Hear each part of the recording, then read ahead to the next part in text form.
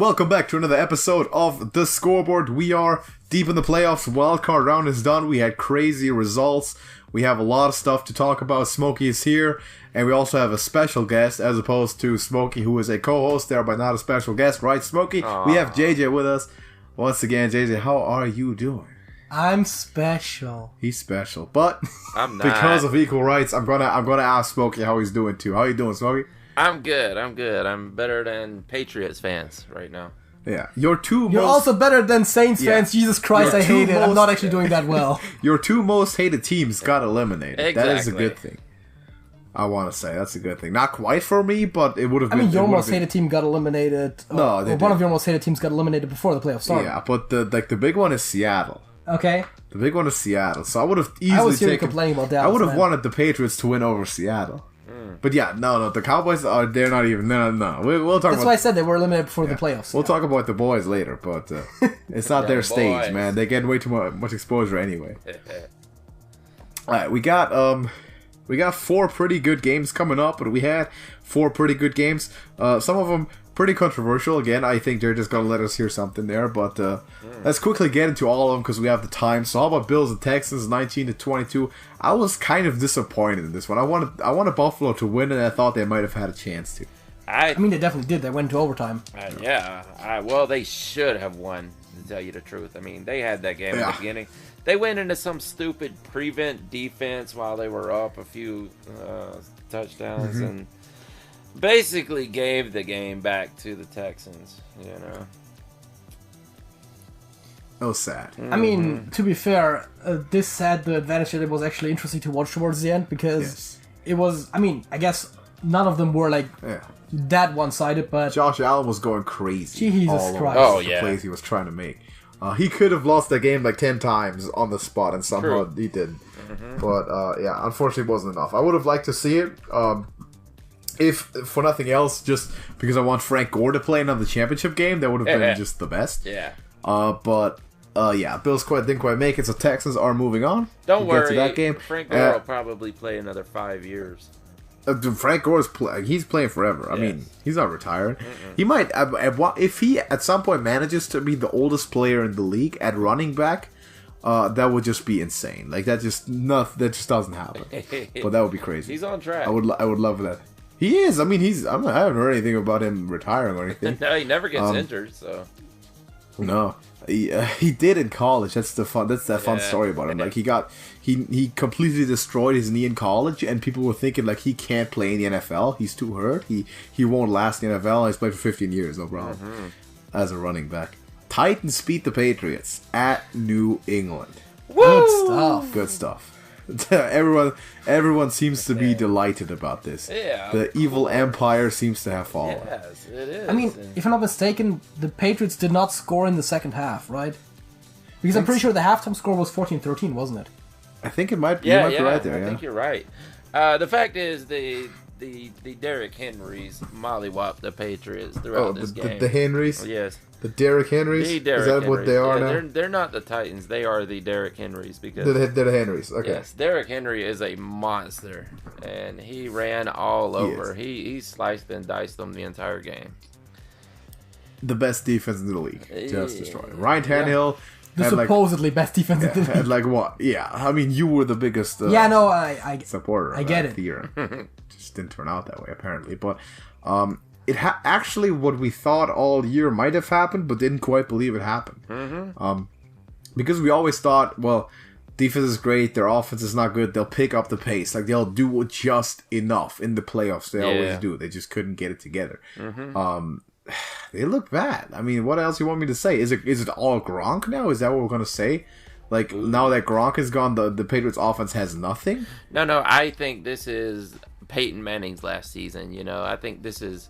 We're watching a zombie Brady right now. Yeah, Peyton Manning won a Super Bowl in this last season. Well, I mean, we thought that was the trajectory that Tom was on this year, but obviously that offense is just a little too anemic to get it done. Yeah, I mean, he was absolutely terrible, of course, also in this game, but we've never seen this before. So I'm gonna ask the question again for probably like the 7th year in a row or something. To be honest, is this the end for the Patriots dynasty? Are we gonna see that same constellation, and can it get back to the form that we usually expect from it? This is tough. That's a very tough question, because every time we say yes, that's it, that's never it. It's not it. I stand by what I said at the beginning of the season, that this is Tom Brady's last season with the Patriots. Now, we could see Tom Brady resurface next season as a Colt, or something like that, something to that effect.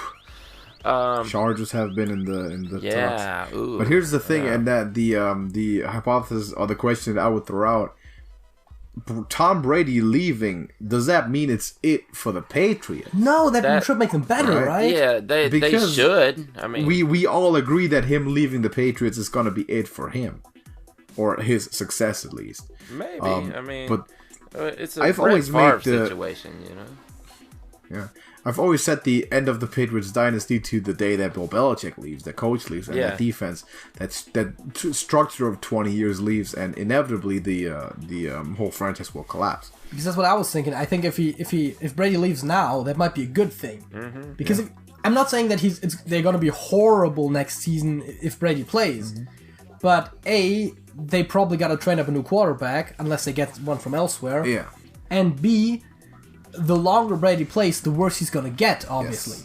Yes. Like, you get experience the first couple seasons you play, but at some point you just get older. Yeah. You don't really get much more experience. That is true, yeah. I don't know, maybe Tua trades up to get, 40 and slip. Maybe Belichick trades up to get Tua. You think Tua trades his stock to be able to go to England? Yeah, exactly. Maybe Tua trades himself down. That would not be pleasant. I do not want to see that happen. But maybe it might be the case. I don't know. Depends on the Brady situation. Depends on if Robert Kraft is gonna talk into this again, because that Bill Belichick wanted to get rid of Tom Brady years ago. Yes, exactly. And it's now at the point where it's very clearly not justifiable for him to play for the Patriots any longer. Mm-hmm. So I'm curious to see how this turns out, because obviously, for Patriots standards, elimination in the wildcard round, even being in the wildcard round, is not acceptable. And seeing the trajectory that their division is on, this might be it. This might be the shift. I'm not gonna ever call it, but this might be it. So we'll have to wait and see. I would think that Belichick would want a new young quarterback to sit behind Brady for a season, but rather than just... You would think so, but he's had that, right? He's had that. Well, he wanted to go with Garoppolo, but he was forced to trade him away. He's had that situation lined up for himself. To end it yet, that's exactly what he did, because Garoppolo would have been perfect, and now he doesn't have that because of some jealousy and some power or some overruling, but it's going to be tough. They have Jarrett Stidham. Yeah, that's what I was wondering. Imagine what they could do right now. Jarrett Stidham with Garoppolo? Yeah. Oh Jesus! Don't put that thought into my mind. The Patriots with Garoppolo right now. If they there's this hypothesis that he wanted to trade Brady instead of Garoppolo, and there was actually there were 49er fans back then wanting Brady instead of Garoppolo, and I don't even wish to think about that anymore. Do you think Shanahan would be dumb enough to trade back for Brady? I doubt it, honestly. Because Brady that's what Bill Belichick wanted to do. Brady wants to go to San Francisco. Yes, that's the one place he would go. But no, Kyle Shanahan would probably not do that. But that's what Bill Belichick wanted to do. They want to ship him off. Exactly. That would be perfect for, at least two of the parties involved here. Yeah, so that didn't happen. Luckily, I'm glad it didn't. I knew it back then, obviously, but there were people actually wanting Brady at San Francisco, which would have been San Francisco at that time was bad, mind you. Jimmy Garoppolo came to them when they were 1-10, second worst team in the league. I don't want to imagine what would have happened to Brady, how he would have looked on that team. I mean, that would have been disgusting. That would not be good. Yeah. Yeah, I know. So let's not even think about that. How about this one, JJ? You probably have something to say about this. Vikings walk into New Orleans, take a win, another one. The NFL overtime rules are bullshit, and I never liked them. Here's to the overtime rule debate. I gotta agree. Okay, listen. Go for it. 2 teams went to overtime in this wildcard round. Well, 2 games, went into overtime. And in both of those games, the team that won the coin toss won the game. Correct. Granted, the Texans didn't win on their first drive, but the Texans still had 2 possessions to the Bills' 1. Yes. And of course, the Vikings had their one possession, and they were over the Saints. And none. Yeah, and first Cousins just took it to him. He just destroyed him. Yeah. What are you going to do? That's the rule. Yeah, but that's why the rule is dumb. Yes, because yes, JJ, I agree. But I mentioned this to you when I walked in here today. That's the first time you bring this up. It's not. I've said it before that I don't like this. Okay, rule. it's the first time you complain about it. Maybe the most aggressive time for sure. Yeah, see, that's the because thing, right? You know the Saints' offense is great too. Like they would have probably gotten a touch. I'm not saying they definitively would have. But they had a fumbled and throw picks all day. I know. I mean, I think the Saints had 2 turnovers and the Vikings had 1. Yeah. So it's not that crazy, but it's very reasonable to say that the Saints could have won that game if they won the coin toss. I'm not saying they definitively would have. If they win the coin toss, they have a better chance of winning the game. They are favored, of course. That's true. But you can argue that that's the case for the first coin toss, the initial coin toss. Well, but the initial coin toss decides basically just which half you're starting. Yeah, you get to make your pick. It's an advantage. It's still made by coin toss. It's an advantage, but it's not nearly as much of an advantage as... Oh, yeah, on your first possession, if you get a touchdown, you just win the game. Dude, I agree with it. I don't agree with you complaining about it now. Do we have to go through a whole nother off seasons of Saints fans complaining about the rules and begging for them to change? Yeah. Again, it's not our fault if the rules are dumb. They're going to have it done every time, though. You know that whole stupid offensive PI thing, which was only changed because of you complaining? And that's actually what you got with that final touchdown, which they just counted. Which, by the way, in my opinion, wasn't even that bad. Like, I don't think it should have been called, honestly. If it's not called on the field, it should have definitely not been overturned. Yes. But let's just call it what it is. The Vikings have the Saints number in the playoffs. Apparently, it seems like it. He got Minnesota Miracle. He got this. Uh-huh. It just seems like it. Just weird. Though we have to say this with the whole complaining and stuff. The Vikings played better. They were the better team in this game. I agree. Fair enough, but the overtime rules are still bullshit. Yes, they are. I agree with that. I agree with that too. I prefer but the way college the moment that you argued is not very valid right now. I do not agree with that. But yeah, Vikings are moving on, and I can't say I hate it. Last game, Seattle at Philadelphia, and this was just sad news bears all along. I did not like this the entire game because the hopes of Eagles fans and non-Seahawks fans, aka Seahawks non-fans or haters as you might call them, went out pretty early with Carson Wentz being diagnosed with a concussion. Man, I feel bad for Carson Wentz, man. Think of the injuries he's had in his young career, and he was the only that he could be without it. He was the only healthy elite player that the Eagles had on offense, anyway. Yeah. Like all season, basically. He beat an entire and a fully stacked Cowboys roster by himself in this scrapyard division with nothing. Guys from the street, just hot dog runners. And then when he's out, obviously nothing will happen. I mean, Josh McCown, I've been a fan of Josh McCown for a while. I think he was always a solid dude. He's just not the kind of guy who in a playoff game will take that roster to that win.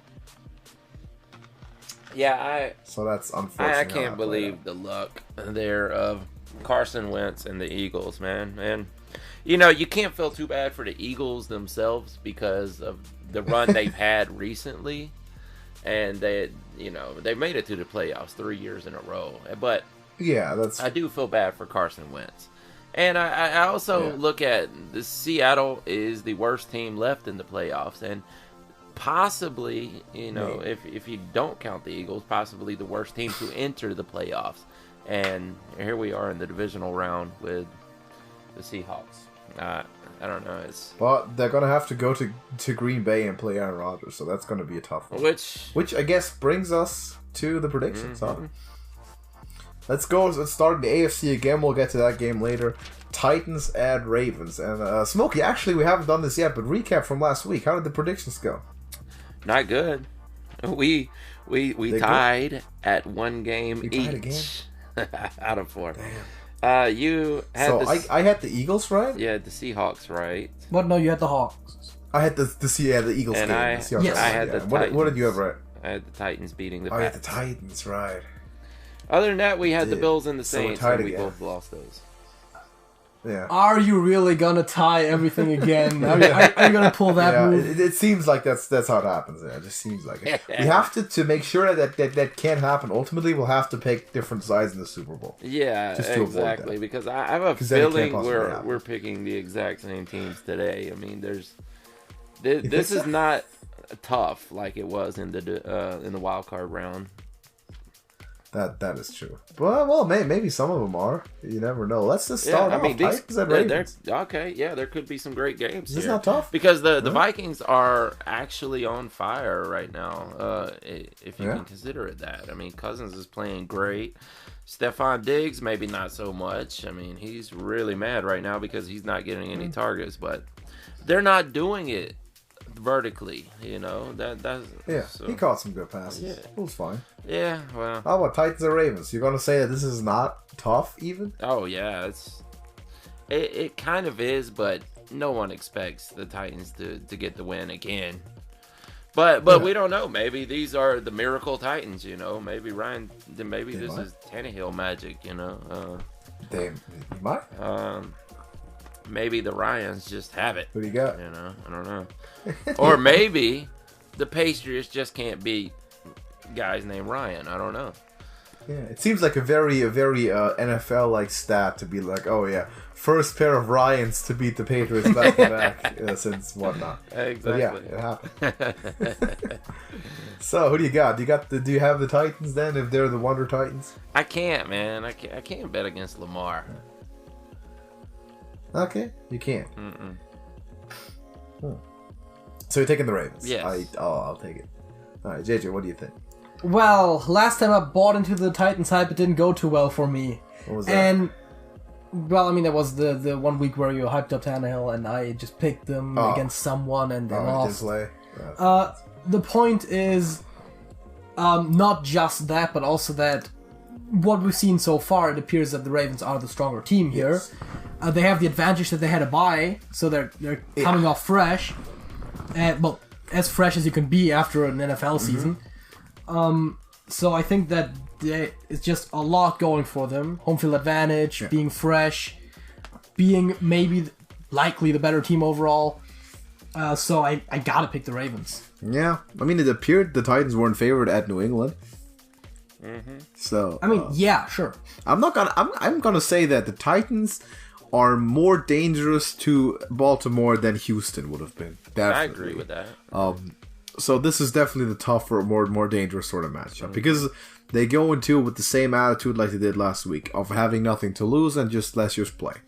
And if Baltimore can't stop Derrick Henry like New England didn't, and New England has, we thought, a great run defense, then it might be a close one. And if they can contain Lamar Jackson, that offense, I think this is going to be closer than we think. I don't think it's going to be a blowout, and I'm looking forward to it. I'll pick the Ravens. I think they have more quality offensive skill positions or skill weapons when it comes down to it, but I think it'll be a close one. I don't think it's as obvious as people would assume that it is.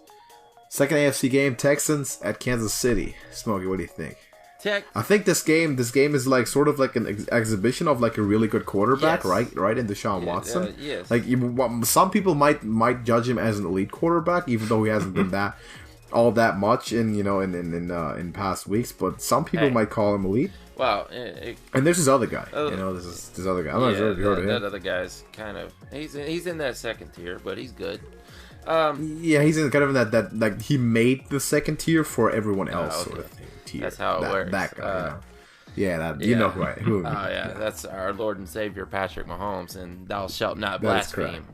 Let me tell you something though. What an elite quarterback does is gets hit on both sides, and for any normal quarterback would have been a sack immediately, and they may have been carted off. But just Smokey, that's what an elite running back does. That's just an extra feature in a quarterback. You're not going to tell me that's what makes an elite quarterback, right? No, that is part of an elite quarterback. And has Tom Brady ever done that? Has Drew Brees ever done that? No, they're not as good. But they used to be elite quarterbacks. I bet if we went through the game film, we could find Drew Brees breaking a tackle somewhere. I don't know about Tom Brady. Somewhere, Tom Brady might be the slowest quarterback to ever play the game, but maybe. but of course, I'm not going to pick against the Chiefs here. Chiefs all the way. You know, there's no reason they should lose this because the Texans just don't have the firepower that the Chiefs have.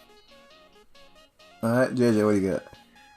Well, this seems like one of those where, obviously the Chiefs are favored, but you got to think of this, right? Yes, we can talk about quarterbacks all day long. Yeah.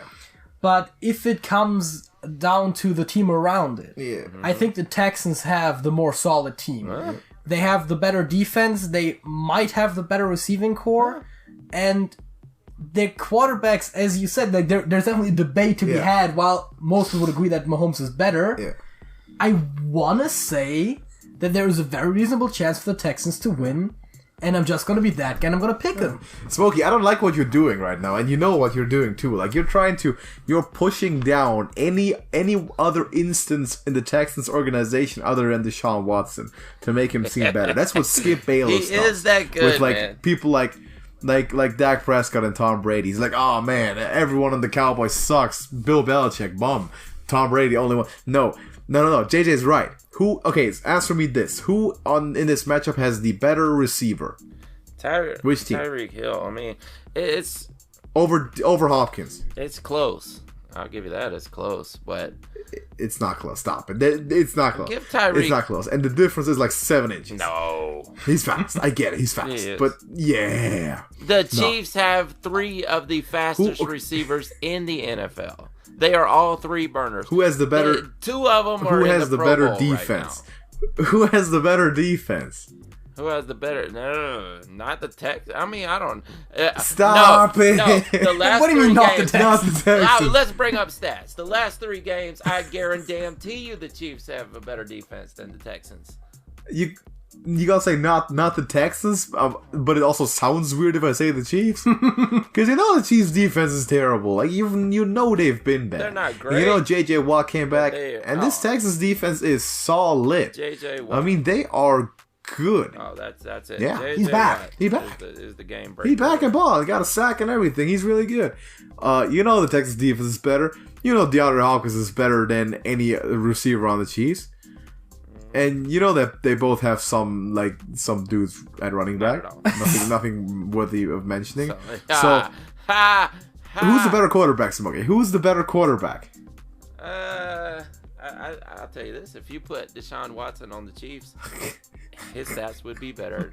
Then he's not there. Then he's not in the playoffs. Then he is not in the playoffs. If you put him on the Chiefs, they're 8-8. If you put Deshaun on, he's going to the Super Bowl.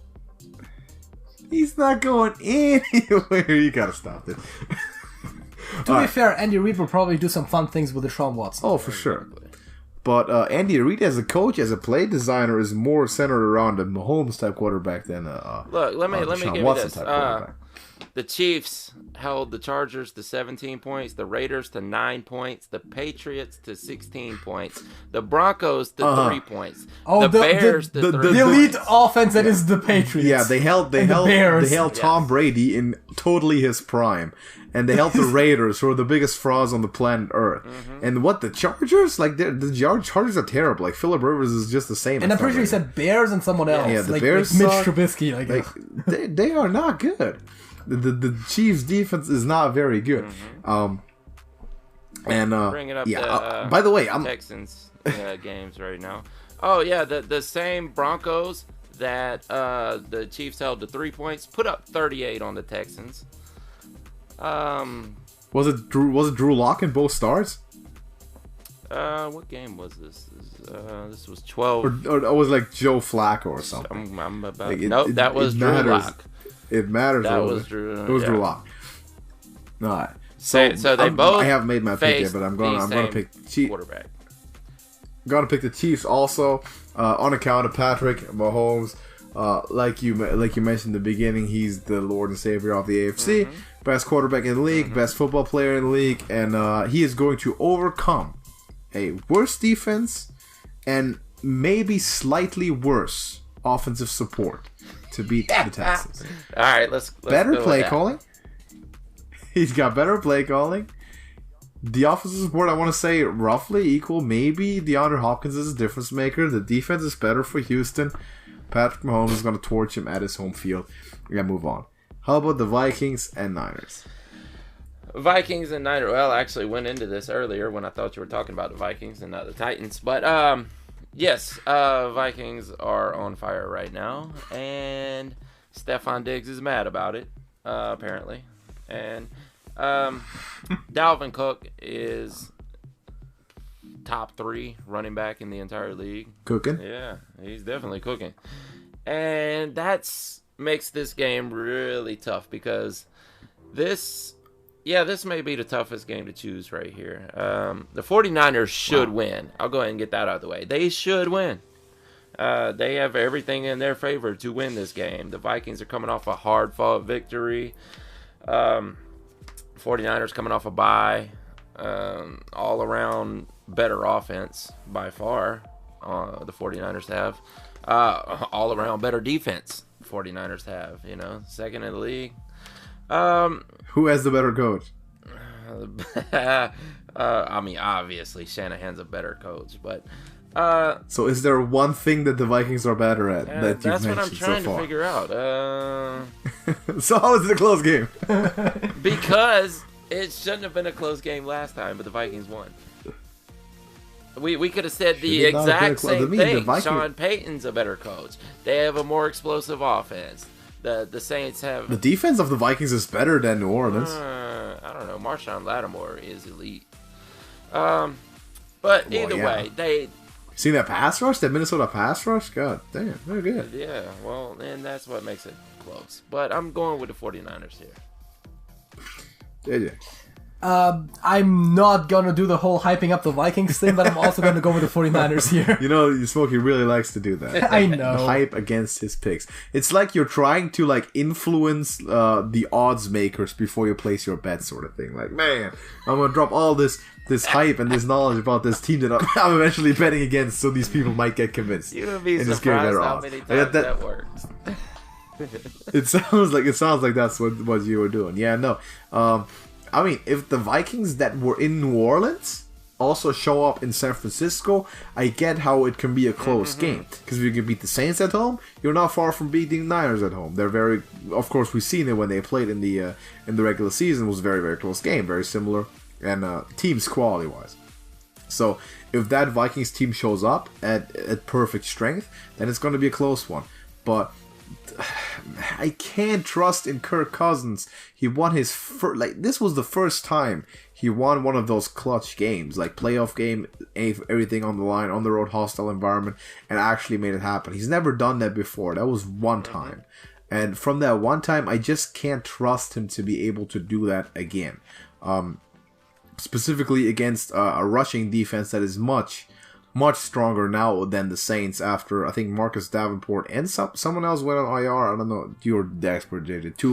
Two very strong Saints linemen went on IR. I know that. I don't remember names. That hit the defense quite substantially, and I think the Niners will be able, no matter what the circumstances, because of the play calling, not necessarily because of the personnel, to put up points consistently on offense. And I think they'll be able to win the game if the Vikings don't show up at full strength. I don't think it should be particularly close. But if they do, it might be. And that will be an exciting one for sure. But to me, this is not the hardest one to pick of the list. We might get into it, but we might have already seen it. But let's talk about the last one first. Seattle at Green Bay.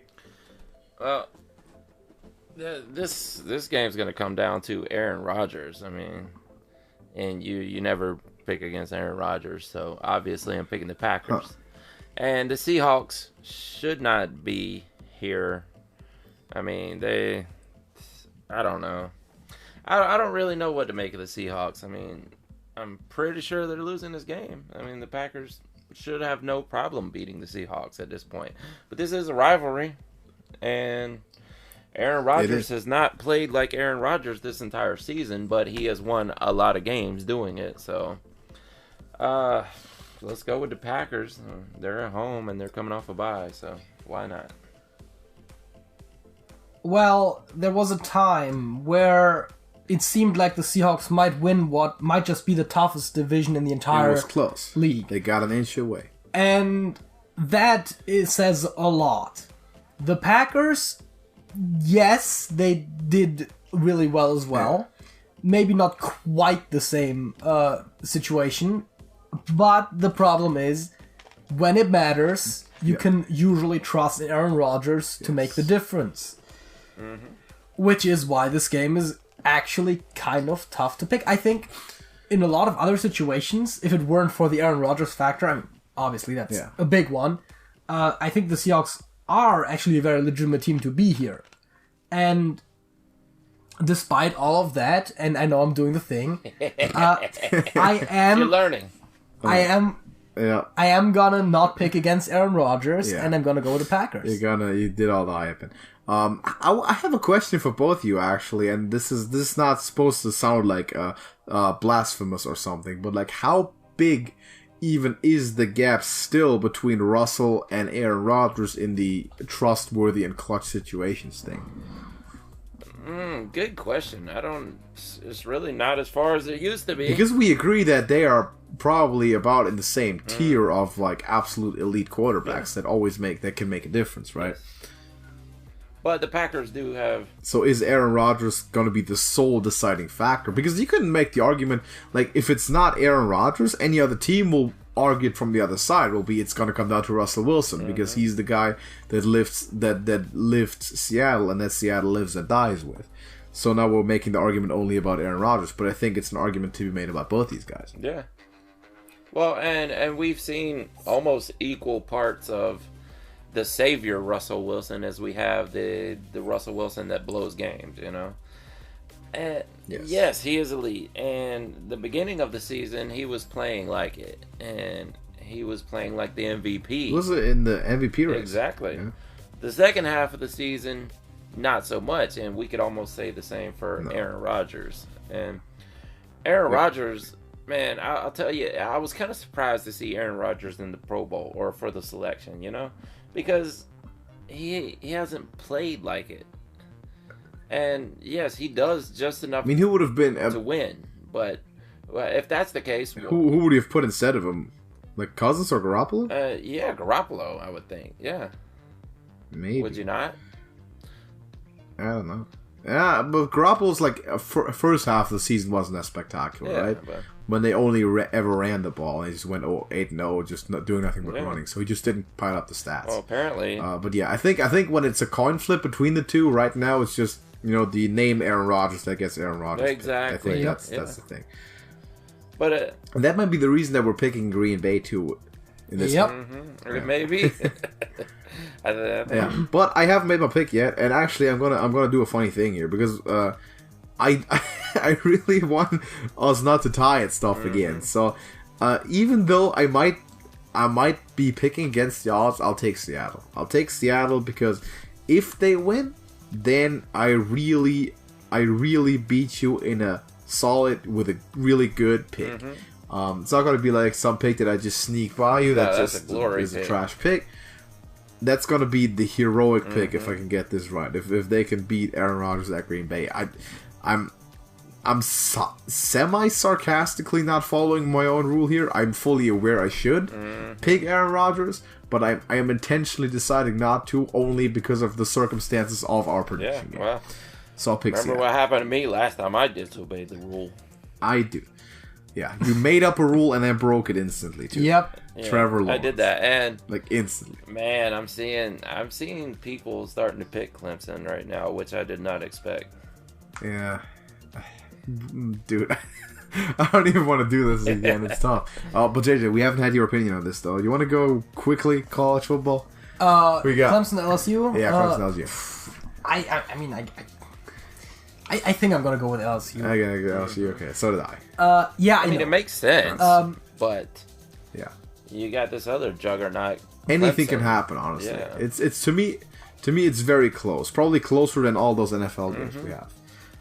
Prediction. Well, I mean, the Seahawks Packers one is definitely one that. I mean, the thing is, I did hype up the Seahawks before I picked the Packers, but I don't do that just because I really believe the things that I said. Yeah. And you probably believe it more than me. You probably believe it more than me, but I picked Seattle anyway. I mean, yes. Packers should win this game. All home teams should. Yeah. Looking at the schedules, comfortably win their games. They should. I mean, yeah, they are all coming off a bye. They're all at home. Yeah. They all had better seasons. They're all playing relatively low seeds. Yeah. But we thought that last week. I mean, look at the records of the Saints and the Patriots compared to their opponents. I mean, the Texans are the only division winner that won. There's no 3 seeds that moved on. Correct. So, we should be comfortable, but we never know. Exactly. But let's talk about some off-field situations that we've had, because that's what happens after the regular season. Coaches get fired, and coincidentally, it happens mostly to teams that aren't in the playoffs anyway. Yes. Wonder if that's a correlation. Maybe. The Dallas Cowboys have decided to move on from their eternal yes man, Jason Garrett, in favor of another eternal yes man in Mike McCarthy, ? What do you guys think? I think it's actually a step up, to tell you the truth. I mean, people like to point out, like, oh, look how much better Green Bay is without Mike McCarthy, but they fail to look at the good years that Mike McCarthy had with Green Bay. I mean, they weren't just. You mean the years that Aaron Rodgers was even more of an Aaron Rodgers? Yeah, than he is that's the debate, right? Yeah. But what has Mike McCarthy really done without Aaron Rodgers? Nothing. I mean, we don't have much of a record to look at without Aaron Rodgers. I mean, except for the Brett Hundley time, or just. Yeah, that was not very successful, and that's my point exactly. You can ask the same question about Belichick and Brady, but I'm going to tell you, when Brady was out, the Patriots were still the best. Jimmy Garoppolo came in, started 4-1 4 games. They had an 11-5 season with, who was the backup at that point? I forget. Matt Castle. So under Bill Belichick. If Mike McCarthy had done that with a guy like Brett Hundley in Green Bay while Aaron Rodgers was hurt, I doubt it. Whenever Aaron Rodgers broke down with his collarbone, people were like, "Yo, that's it. The Packers are done. Going 8-8, the season's over instantly." That was always the case. Every time he got hurt. Yeah, that was in New England. That was never the case.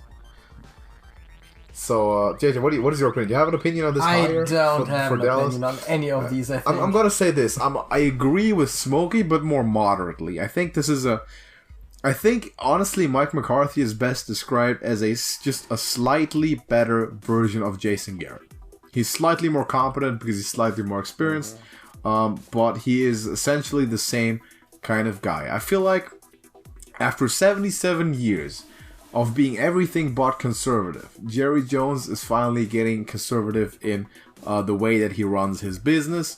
In this case, that being his team, because he had other options. He had college guys. He could have gone with the trend, the more progressive Baylor's coach, or he could have tried to lure Lincoln Riley over there. Lincoln Riley, Urban Meyer was in the discussion. You had different assistant coaches from certain places, and he decided to. The two guys he interviewed was Mike McCarthy and Marvin Lewis.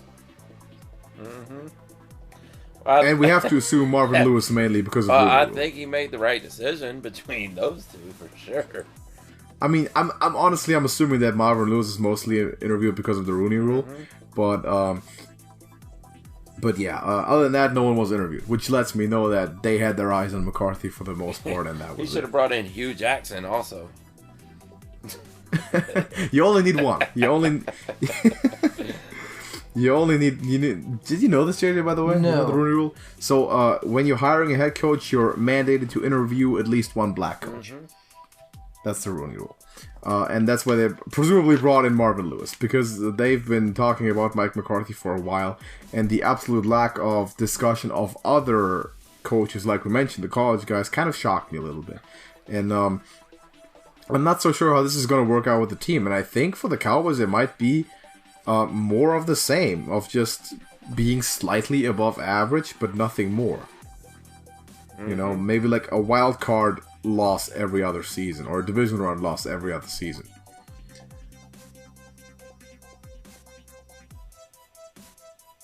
Smokey, you still there? Yeah, you cut out for a minute.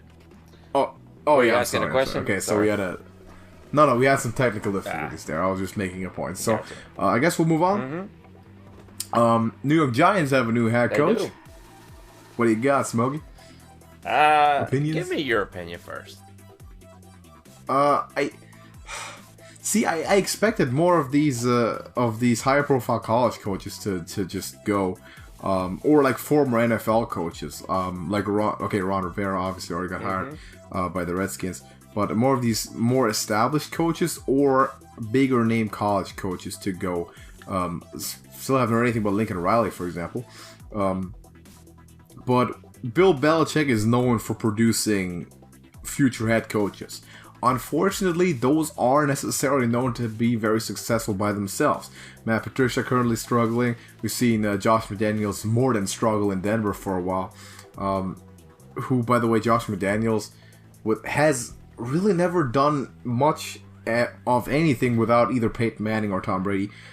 So that's a bit doubtful. But I think it's an interesting hire. I would have expected bigger names to go first. Mm-hmm.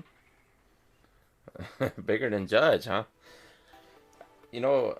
Yeah. I mean, he got an assistant coach. He's got the Patriots stamp on him, but you know, it would have been crazy if they would have hired this guy Rule, Baylor's coach, that went to the Panthers, and then hired. Actually, I've heard Jason Garrett being in talks for the Giants for a while. Oh, really? I think that would be a mistake. You think so? I would have thought that would have been interesting, at least. I mean, probably they've seen him for a while. They've seen how mediocre he is, but it would have been interesting, at least, to see him face against the Cowboys, which is like his only team ever. Mm-hmm. But so if they would have gotten rid of Shermer completely, no Shermer, and kept this guy Judge as the assistant coach, and then they hired Rule for the head coach, and then they got Judge and Rule as head coach. That sounds interesting. You're right. But I guess they both had aspirations to be head coaches then. Yeah. Maybe. Not sure. But so about the Browns, I think I'm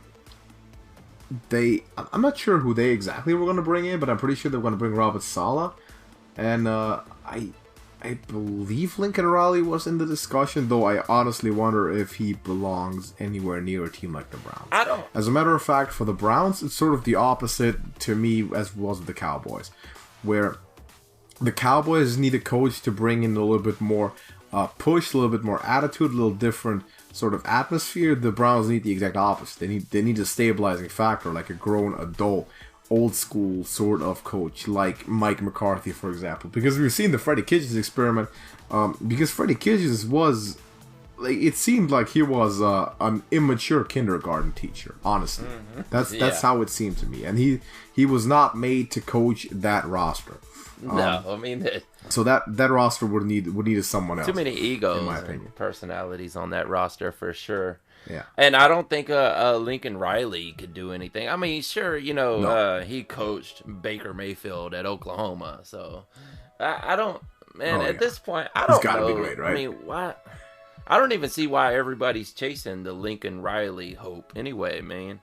We have no... Because it's Oklahoma. Yeah, I get that. Why are people drafting Baker and Kyler at first overall? Why are people talking about Jalen Hurts for the NFL? But Oklahoma is the perennial get blown out in the playoff team. Yeah, they're a stat factory, though, and people look at it. They're obviously in an extremely weak division.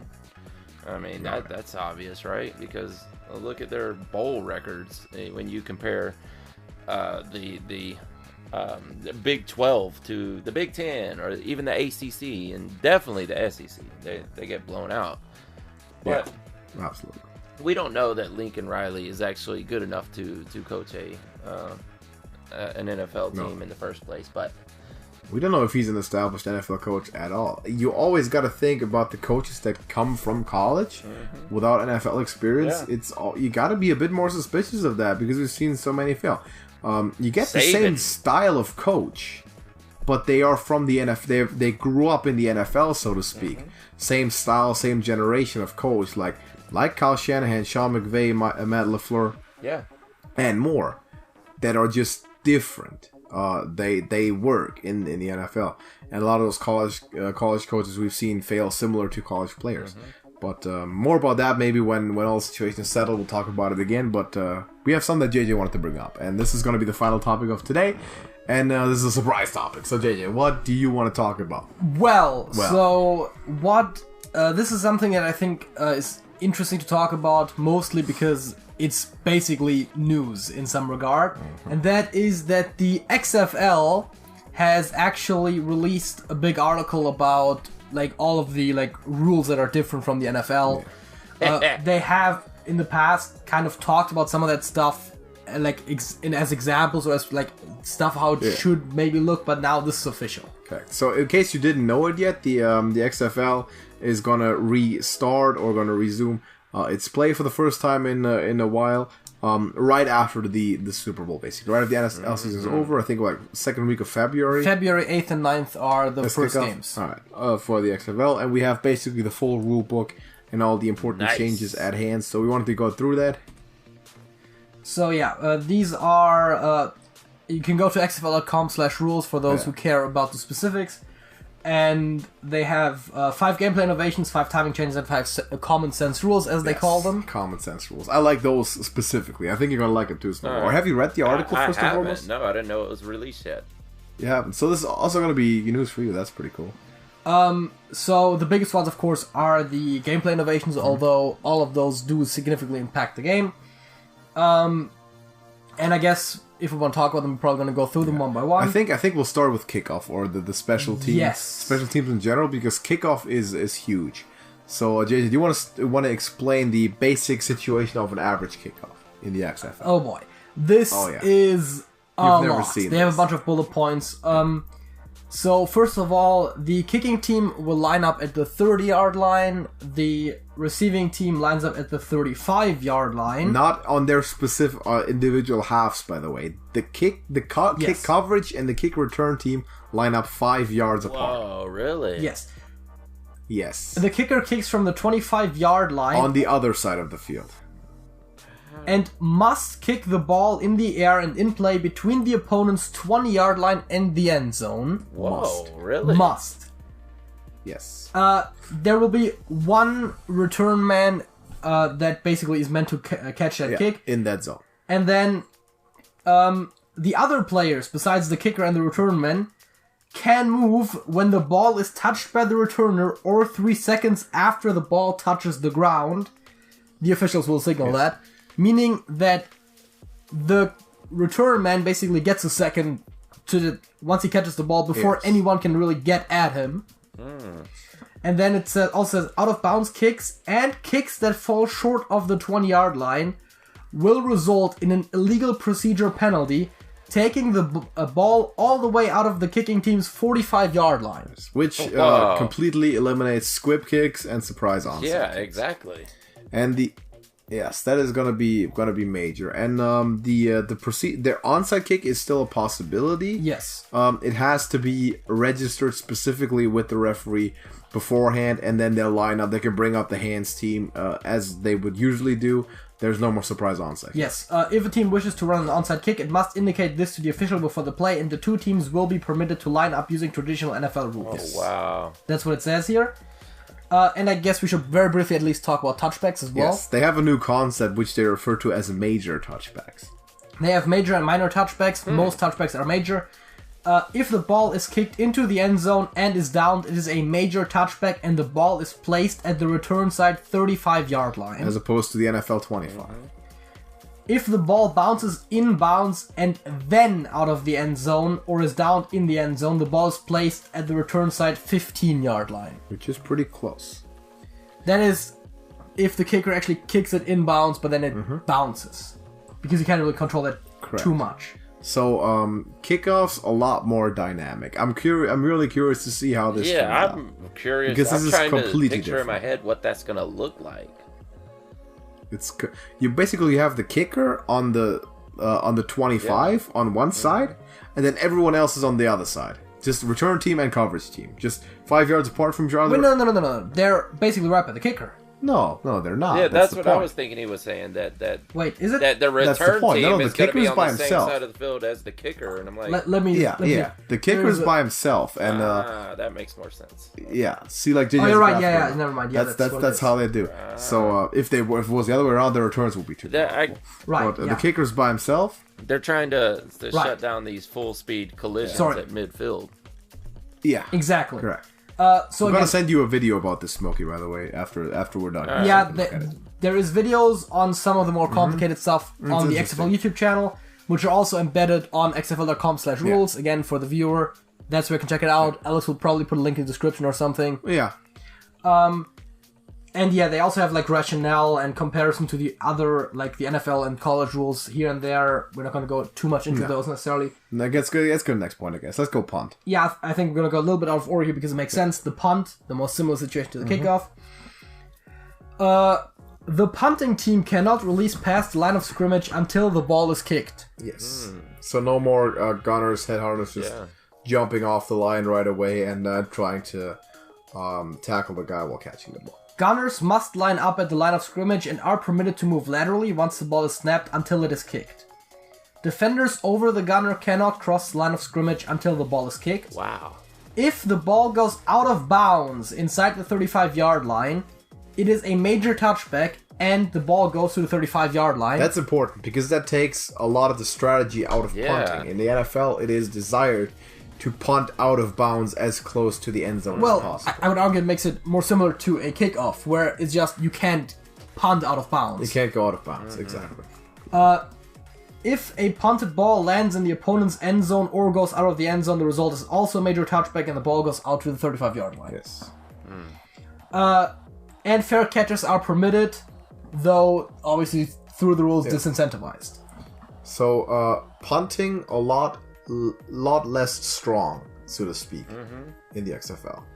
Apparently. Yeah, so they said they were trying to go for first of all, people more aggressively going for it on fourth downs in opponent's territory. So that's basically why the rules are structured. Like if you're punting in opponent's territory, you're basically guaranteed to go to the 35-yard line. At which point, why even bother, right? And there, of course, also better possibilities for return due to some of the rules. One of the big ones that has been known for a while is the point after touchdown. And that is after a touchdown, the team has the opportunity to run a play from 2, 5, or 10 yards worth 1, 2, or 3 points respectively. I love this point. So it's basically the team must run an offensive play and no kicking plays are allowed, and then if the defense turns it over, they get the amount of points that the offense would have gotten. So basically, it's always like going for 2 in the NFL. But if you're going from the 2-yard line, it's a single extra point. If you're going from the 5-yard line, it's 2 points. If you're going from the 10-yard line, it's 3 points. I like this. I like this a lot. That's not bad. This seems really cool. Yeah, I like this as well. It's going to be very interesting. Obviously, this definitely takes a lot away from the kicker because you're not going to kick extra points. Yeah, so it's a lot less special teams in general in this. We'll see less punting, and we'll also see less field goals and less, no extra points. But to be fair, the special teams plays that they do have, in a lot of regards, are going to matter more. Yeah. If you punt, then that's a huge decision. That's a big decision.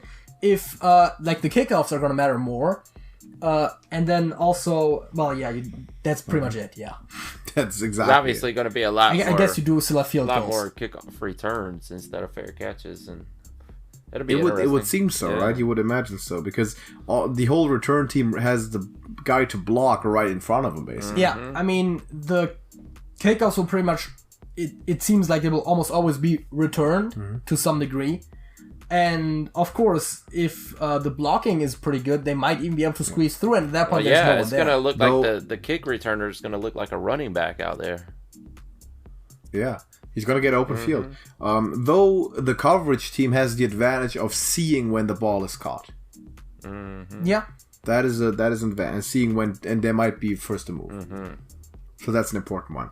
There's also a specific overtime shootout, which JJ likes a lot, probably. So maybe we jump to that one. How about that? Have you heard of that? I actually don't dislike it at all. It's pretty good. It's definitely fairer than the NFL one, but so is every other overtime rule in any game ever. So you know, overtime shall consist of 5 rounds staged in alternating single-play possession, as it is customary in the NHL shootouts or blah blah blah. Soccer kicks as well. A round will consist of one offensive play per team. Each possession starts at the opponent's 5-yard line. The offensive team has 1 play to score. The team with more than 5 points after 5 rounds wins. Basically, they're doing 2-point conversions alternatingly. From the 5-yard line, there's not going to be any more possession stuff like we did in the NFL. Everyone gets the same amount of chances, like a shootout in hockey. Yeah, well, it kind of sounds like college, though, but you only get 1 down instead of 4. Yeah. So you don't get 1 possession, just 1 try. Exactly. So effectively, each team runs 5 2-point conversions. Whoever gets more of them wins. There's a couple of extra things. If a team is mathematically eliminated, meaning like your team gets the first 3 and the opponent misses the first 3, then it's over. Yeah. They don't run the remaining ones. Makes sense. And if you're still tied after the first 5, it's just like both teams get 1 go. Yeah. If they both make it, they get another go. If they both fail, they get another go. It's called sudden death. It's same concept as in hockey and soccer. Yeah. So, for scoring purposes, each successful overtime score is worth 2 points. The defense cannot score. If they force a turnover, the play is over. Yeah. And then there's some rules regarding the penalties. If one thing I found interesting is if the defensive team commits a penalty, the offensive team will be allowed to reattempt from the 1-yard line. Any subsequent penalty committed by the defensive team on any subsequent play, including in future rounds, will result in a score awarded to the offensive team. That's really interesting. That stacks it against the defense big time. Yeah. Too. I thought it was really interesting because if you have 2 defensive penalties at any point in this, the second one will be a score. Yeah. Even if it's not on the same play. I thought that was really interesting. And then for the offense, if the offensive team commits a pre-snap penalty, the ball will be moved back from the original spot, pursuant to regular rules, and the play will be reattempted. Which, I mean, is going to be really hard, probably. If you get more than 5 yards on a single-snap thing, that's going to be tough.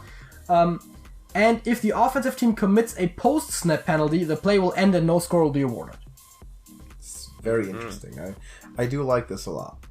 And then it says there will be a minimum of 20 seconds between plays, with a ball-spotting official working in conjunction with TV and official review to signal when the next play begins. Yes. So, pretty interesting rules. Do you have anything else we need to go in depth about? I'm not sure. There is the double forward pass, which you should at least mention. Yeah, I mean, you're allowed to throw another forward pass as long as it's behind the line of scrimmage. Exactly. You are allowed to throw 1 extra forward pass if it's over the line of scrimmage. And then I guess we'll just quickly at least mention the other ones. Yeah, we'll just go through them. They have a 25-second play clock. As opposed to the NFL. Yeah, the play clock begins after the ball is spotted, which they say on average will take 7 seconds to spot, and so 32 seconds makes per play, the game go faster and more dynamic. Comeback period is basically just a modified 2-minute warning. At the end of the day, what it comes down to is almost all plays pretty much stop the clock. Yes. I'm not going to go into more detail. So you don't have to take timeouts within 2 minutes, basically. Yes. Which actually takes us to the next thing. Timeouts. You only get 2 timeouts per team, and they're 1 minute 60-second timeouts. Yeah. Exactly. They are trying to speed these games that also up. makes sense since you... Yeah. Yes, exactly. And you don't really need 3 timeouts if you don't need them in the 2-minute drill, so... Correct. So 2 timeouts per half, of course. They have a running game clock. Outside the last 2 minutes of each half, the game clock will run after incompletions and out-of-bounds plays.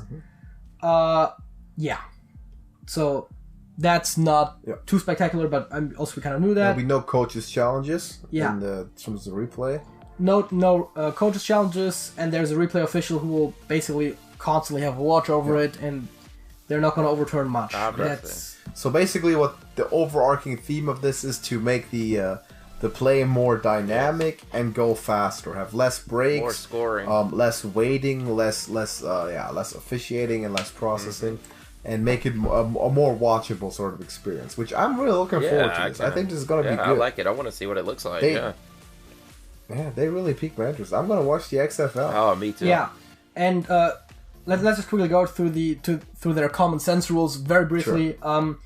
They have the 1 foot in bounds for the catch. Like college. Yes. Like college. In the NFL. And the whole football move thing that the NFL has, they kind of simplified a little bit. Makes sense. They have a dedicated ball spotting official, so that sensible. It's just one specific person. Oh yeah, this is one that's kind of important, especially with the game clock. Coach-to-player communication.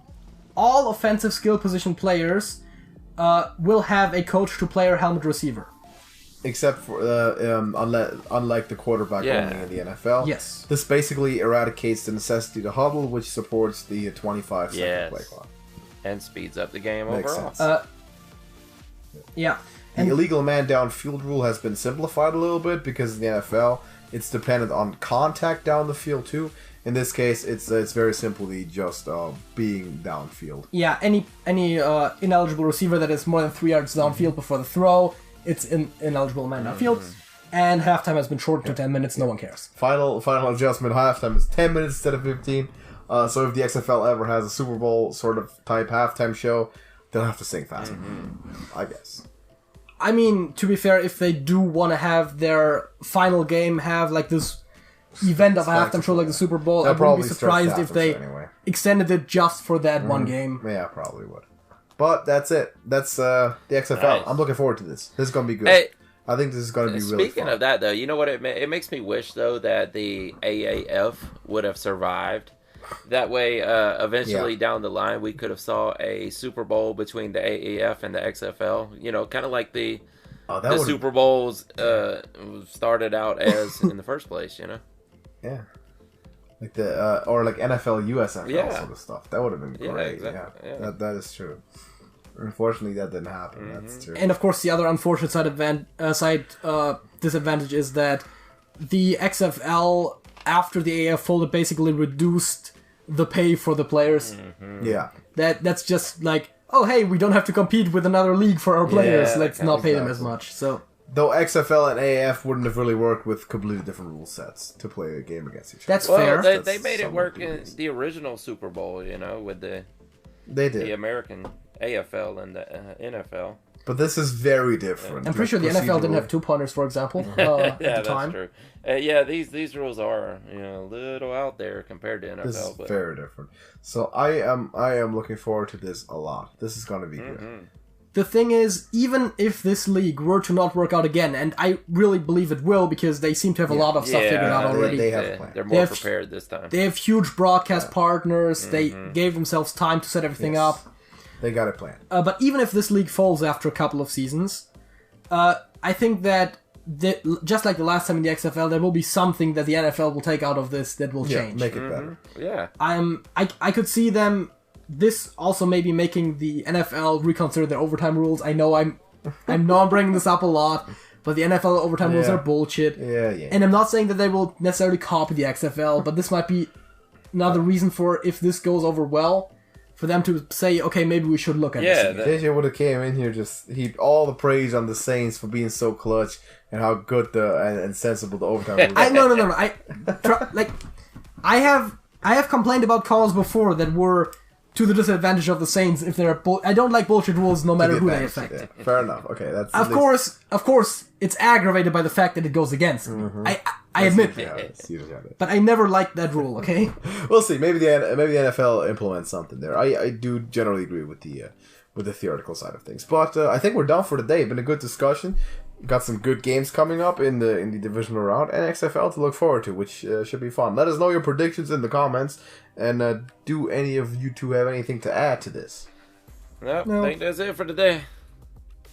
That's it. All right, great. Thank you for watching. Drop a like on the video. Subscribe to Beyond Football and the Trash Talkers, which is Smokey's channel. You can find all the videos there too, plus some other stuff that he does on the side, which is also pretty funny. So check that out. And until next time, we'll see you in the next one.